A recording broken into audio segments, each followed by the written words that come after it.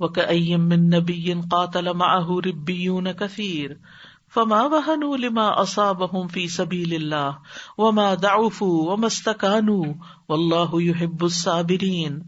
اور کتنے ہی نبی ایسے گزرے ہیں جن کے ساتھ مل کر بہت سے اللہ والوں نے جنگ کی، تو اللہ کی راہ میں انہیں جو کچھ بھی پیش آیا اس پر نہ تو انہوں نے ہمت ہاری، نہ وہ کمزور پڑے اور نہ ہی وہ دبے، اور اللہ صبر کرنے والوں سے محبت کرتا ہے۔ تو وہ کائیم من نبی، اب گزشتہ انبیاء کا بتایا جا رہا ہے کہ کتنے ہی نبی ایسے تھے جن کے ساتھ ربیون نے مل کے جنگ کی۔ ربی کون ہے؟ جو اللہ کی رضا چاہتے ہیں اور اللہ کی فرما بردار، یعنی ان کے ساتھی جو تھے انہوں نے اپنے نبی کے ساتھ مل کر جنگ کی۔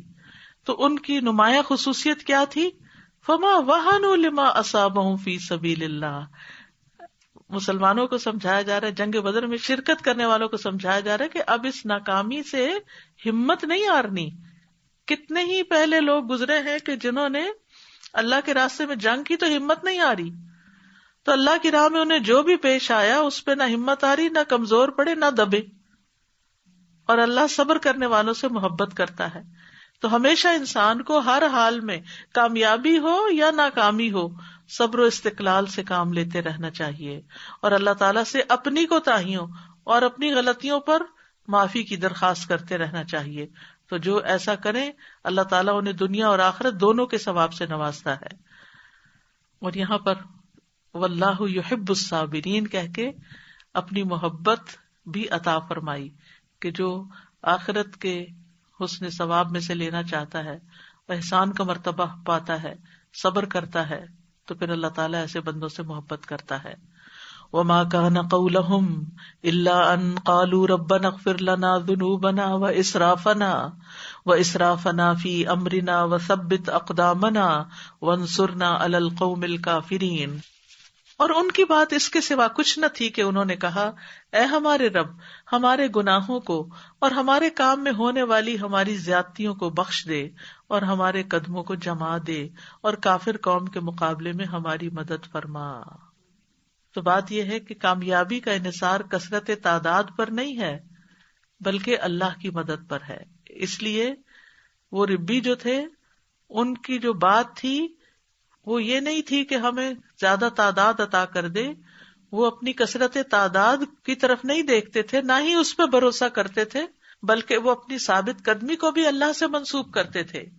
اور یہ ان کا پکا عقیدہ تھا کہ مدد صرف اللہ کی طرف سے آتی ہے، اور یہی ہمارا بھی ہونا چاہیے کہ نیکی کے کام میں توفیق بھی اللہ دیتا ہے اور مدد بھی اس کی طرف سے آتی ہے۔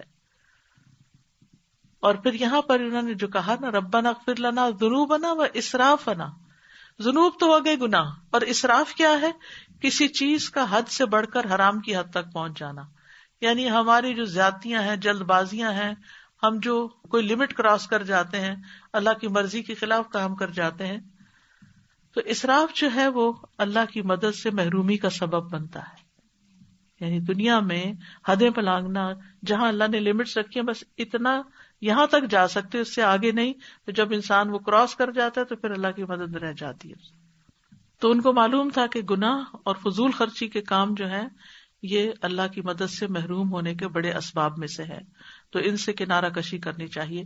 اسی لیے انہوں نے اپنے رب سے اس کی بخشش کا سوال کیا کہ ہمارے خاص طور پر یہ گناہ معاف کر دے، ذنوب بھی معاف کر دے، اور ذنوب کوتاہی کمی بھی ہوتی ہے نا، جو ہمیں نہیں کرنا چاہیے، یعنی جو کرنا چاہیے تھا اس سے ہم پیچھے رہ گئے، اور اسراف کیا ہے؟ جو نہیں کرنا تھا وہ جا کے کر لیا۔ اور پھر اسی طرح یہ ہے کہ جب انسان دین کا کام کرتا ہے تو اس میں بھی اس سے غلطیاں ہوتی، چاہے اس کی نیت کتنی ہی اچھی ہو، کبھی جو ڈیوٹی ہوتی ہے یا جو کرنے کی ذمہ داری ہوتی ہے اس میں کمی ہو جاتی، اور کبھی اپنے دائرے سے نکل کر دوسروں کے دائرے میں انٹرفیئر کر جاتے ہیں، تو ان دونوں پر اللہ سے بخشش۔ فآتاہم اللہ ثواب الدنیا وحسن ثواب الآخرہ واللہ یحب المحسنین۔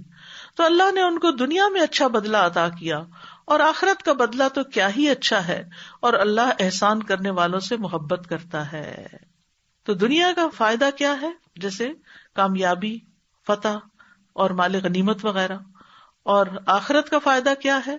جنتیں، اللہ کی رضامندی اور یہاں پر فرمایا وحسن ثواب الآخرہ، فآتاہم اللہ ثواب الدنیا وحسن ثواب الآخرہ، دنیا میں ملا لیکن اصل خوبصورت بدلہ تو آخرت ہی کا ہے. واللہ یحب المحسنین. یہاں اللہ سبحانہ وتعالیٰ ان سب صفات کا ذکر کر رہے ہیں جن کی بنا پر اللہ تعالیٰ بندوں سے محبت کرتے ہیں. تو جو احسان کی روش اختیار کرتا ہے، یعنی آپ دوسرے کو معاف کر دیتے ہیں، آپ کی غلطی نہیں بھی پھر بھی اپنے ذمہ لے لیتے ہیں تاکہ جھگڑا فساد رفع و دفع ہو جائے. اسی طرح جو ہمارے ساتھ اچھا نہ کرے اس کے ساتھ بھی ہم اچھا کریں، تو یہ سارے احسان کے کام ہیں. یا ایھا الذین آمنوا ان تطیعوا الذین کفروا یردوکم علی اعقابکم فتنقلبوا خاسرین.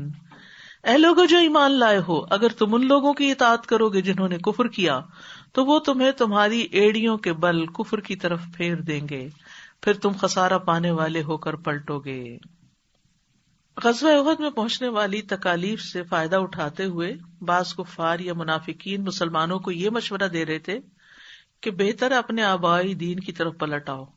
یہ کیا تم نے نیا سلسلہ شروع کر رکھا ہے اور اسلام لے آئے ہو اور اب اس کی خاطر جنگیں کر رہے ہو اور اپنے مال جان اور بیوی بچے قربان کر رہے ہو. آرام سے رہ رہے تھے صدیوں سے، تو واپس اسی پہ پلٹ چلو.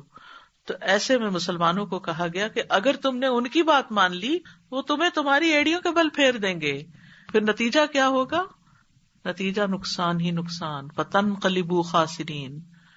اور پھر انسان کے لیے خسارے سے بچنے کے لیے بہت ضروری ہے کہ وہ ہر حال میں اپنے دین کو تھام کر رکھے اور دین کے معاملے میں کسی کا مشورہ قبول نہ کرے اور اللہ کی رسی کو مضبوطی سے پکڑے رہے. اصل میں ہوتا ہی ہے کہ جب انسان کو کوئی نقصان ہو جاتا ہے نا تو لوگ طرح طرح کی تنقیدیں بھی کرتے، تم نے یہ کیا تھا نا، تم نے وہ کیا تھا، اس لیے تمہیں نقصان ہوا، اب تم یہ رستہ چھوڑ دو. خاص طور پر اگر دین کے رستے میں نکلتے ہوئے کوئی نقصان ہو جائے تو سب لوگ دین کو بلیم کرنے لگتے. دنیا کے رستے میں نقصان ہو جائے تو کئی توجیحات اور اس کی کئی عذر تلاش کر لیتے ہیں، لیکن دین کی وجہ سے کوئی ہو جائے تو پھر سب ہی بہت مخلصانہ مشورہ دینے لگتے ہیں. مخلصانہ انورٹڈ کامز میں مخلصانہ مشورہ دینے لگتے ہیں کہ اس رستے کو چھوڑ دو، اس وجہ سے تم پہ یہ ساری مصیبت آئی ہوئی. تو ایسے میں استقامت کی اور بھی زیادہ ضرورت پڑتی ہے. اور یہ ایسے حالات ہم پر کیوں آتے ہیں؟ اللہ تعالیٰ ٹیسٹ کرتا ہے کہ کتنے خالص ہیں. بل اللہ مولاکم وہو خیر الناصرین. بلکہ اللہ ہی تمہارا مولا ہے اور وہ مدد کرنے والوں میں سب سے بہتر ہے. سب سے بہتر. مولا کہتے ہیں مالک کو، مددگار کو، دوست کو. تو اللہ ہی بہترین مددگار ہے. یعنی تم اپنے دشمنوں سے خوف زدہ ہو کر ان سے مدد طلب نہ کرو، ان کے مشورے قبول نہ کرو، ان کی اطاعت نہ کرو، ان کی دوستی سے بے نیازی اختیار کرو. وہ حقیقت میں تمہاری کبھی بھی مدد نہیں کریں گے. جیسے منافقین تھے تو بعض غزوات میں ساتھ نکل جاتے تھے، بہت سے غزوات میں منافقین شریک ہوئے. کس لیے؟ ایک تو یہ تھا کہ ان کو پتا تھا یہ اللہ کے نبی جا رہے ہیں، ان کو تو مال غنیمت ملے گا ہی ملے گا، یہ تو کامیاب ہوں گے. تو وہ نیت ان کی دنیا حاصل کرنا ہوتی تھی. اور دوسرا یہ ہے کہ جا کے مسلمانوں کے حوصلے گرانا اور ان کے درمیان پھوٹ ڈالنا اور فساد پیدا کرنا. تو اس موقع پر کہا کہ ان لوگوں کے اوپر مت بھروسہ کرو، اللہ ہی اصل میں بہترین ہستی ہے جو تمہیں فتح عطا کرتی ہے اور تمہاری مدد کرتی ہے اپنی تائید کے ساتھ. اور حقیقت یہ ہے کہ زندگی کے سارے معاملات میں انسان کو اللہ ہی پر بھروسہ کرنا چاہیے. فاللہ هو الولی. اللہ ہی اصل دوست ہے، اللہ ہی اصل کارساز ہے. اسی طرح ایک اور جگہ پر آتا ہے وَمَا لَكُم مِّن دُونِ اللَّهِ مِن وَلِيٍّ وَلَا نَصِيرٍ. اللہ کے سوا تمہارا کوئی دوست اور مددگار نہیں. اور کفا باللہ ولیًّا وکفا باللہ نصیرا. تمہاری سرپرستی اور مدد کے لیے اللہ ہی کافی ہے. تو اللہ ایمان والوں کا دوست ہے. برائے ابن عازب کہتے ہیں کہ ابو سفیان نے احد کے دن کہا ان لنا العزى ولا عزى لكم. بے شک ہمارے لیے عزا بت ہے اور تمہارے لیے کوئی بھی عزا نہیں. تو نبی صلی اللہ علیہ وسلم نے فرمایا تم اسے جواب کیوں نہیں دیتے؟ صحابہ نے عرض کیا یا رسول اللہ ہم کیا جواب دیں؟ آپ نے فرمایا کہو اللہ مولانا ولا مولا لکم. اللہ ہمارا مولا ہے اور تمہارا کوئی مولا نہیں. تو جس کا مولا اللہ ہو اور وہ اپنے سارے معاملات اس کے سپرد کر دے تو پھر اس کے لیے پریشانی کی بات نہیں. پھر فرمایا سنلقی فی قلوب الذین کفروا الرعب بما اشرکوا باللہ ما لم ينزل به سلطانا ومأواہم النار وبئس مثوى الظالمین. جنہوں نے کفر کیا ہم ضرور ان کے دلوں میں تمہارا روب ڈال دیں گے، اس وجہ سے کہ انہوں نے اللہ کے ساتھ وہ شریک بنائے جن کی اس نے کوئی دلیل نازل نہیں کی، اور ان کا ٹھکانہ آگ ہے، اور ان ظالموں کا کتنا برا ٹھکانہ ہے۔